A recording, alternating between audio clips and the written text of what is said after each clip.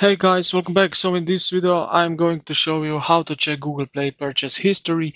So yeah, let's get straight into it. I will show you the fastest method if you are actively using your phone or tablet. So yeah, first head over to Google Play Store, then tap on your profile icon in the top right corner of the screen. Just like that, you will see your name, profile, and so on. Now, what we are going to do is search for payment and subscription from the menu overlay. So is the third one, as you can see, payment and subscription. Click on that. Now you will need to see something like that. So you have here a few options. Now what you can do is tap on your budget and history. So click on the last.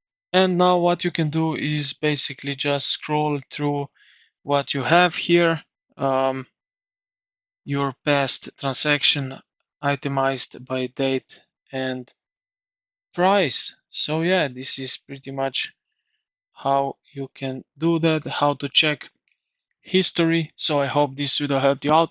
If you did, consider to like the video and subscribe to the channel.